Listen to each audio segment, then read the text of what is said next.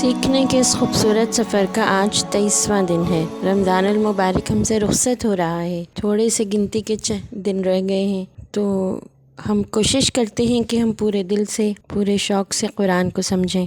ہم اس دورہ قرآن میں ہر روز قرآن کی ایک آیت کو سمجھتے ہیں اور کوشش کرتے ہیں کہ اس آیت سے جو کچھ سیکھا ہے اس پہ سارا دن عمل کریں اور اگلے دنوں میں بھی انہیں یاد رکھیں۔ ذرا بتائیے تو آپ کو دورہ قرآن میں سیکھے گئے کتنے قرآنی جملے یاد ہو گئے ہیں؟ آج سورہ زمر کی ایک آیت کا کچھ حصہ ہم کرنے جا رہے ہیں۔ یہ آیت سورہ نجم میں بھی آئی ہے اور سورہ فاطر میں بھی، تو دیکھتے ہیں کون سی آیت ہے۔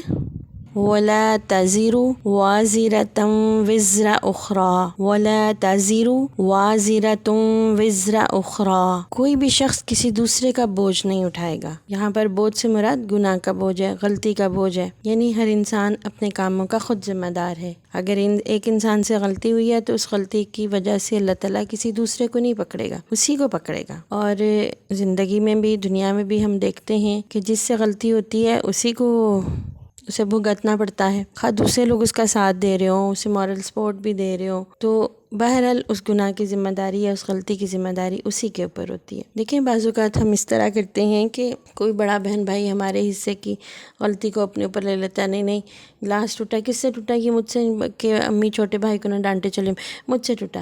غلط بات ہے، ہر کسی کی اپنی ذمہ داری ہے۔ ہاں یہ ضرور کیا جا سکتا ہے کہ اس طریقے سے بتایا جائے کہ وہ بات زیادہ بڑی نہ لگے، چھوٹا بھائی ہے نا، غلطی ہو گئی اس سے، آئندہ خیال رکھے گا، اس طرح تو بتایا جا سکتا ہے، لیکن کسی دوسرے کی غلطی کو اپنے سر پہ لینا اچھی بات نہیں۔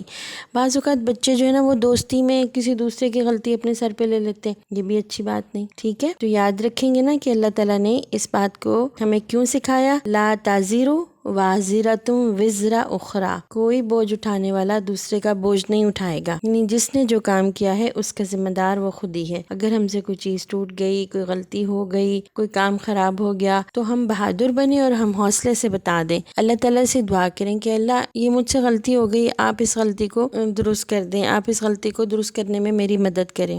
یہ تو بات ہے نا، اور سچ سچ بتا دیں۔ ابھی پچھلے دنوں ہم نے یہ بات بھی پڑھی ہے، وَقُولُوا قَوْلًا سَدِيدًا، کہ سیدھی اور سچی بات کہو، اس میں عافیت ہے، اس میں بچت ہے، اس میں اللہ تعالیٰ ہمیں بچا لیتے ہیں۔ اور بڑے بھی استاد ہوں یا ماں باپ ہوں، بڑے بہن بھائی ہوں، وہ بھی اس بات کو سمجھتے ہیں، اس لیے ڈرنا نہیں چاہیے۔ یہ ہمیں ایموشنلی اسٹرانگ بناتا ہے کہ ہم اپنی غلطی کو مان لیں، اس پہ سوری کر لیں، اس کو کمپنسیٹ کرنے کی کوشش کریں، اس کو میڈ اپ کر لیں، اور کہیں کہ اس میں جو نقصان ہوا ہے میں کوشش کروں گا یہ پورا کرنے کا۔ دیکھیں گلاس ٹوٹ گیا، اس کا کچرا آپ خود اٹھا لیں، امی جان سے پوچھیں کہ کیا میں یہ اٹھا سکتا ہوں، میری ہیلپ کر سکتی ہیں، یا پھر یہ کوئی بڑی بہن مجھے طریقہ بتا دیں، بڑے بھائی مجھے طریقہ بتا دیں تاکہ ہاتھ زخمی بھی نہ ہو۔ اچھا کوئی اور غلط کام ہو گیا تو سوچیں اس غلط کام کو صحیح کیسے کیا جا سکتا ہے۔ کبھی کبھی ہم یوں بھی غلطی کرتے ہیں کہ غلطی ہم نے کی ہوتی ہے، ہم اس کو دوسرے سے، میں نے نہیں کیا اس نے کیا، یعنی دوسرے کا نام لگا دیتے ہیں۔ دیکھیں یہاں پر ہم یہ بات سیکھتے ہیں کہ اللہ تعالیٰ تو دیکھ رہے تھے، اصل میں غلطی کس نے کی اللہ تعالیٰ کو پتہ ہے۔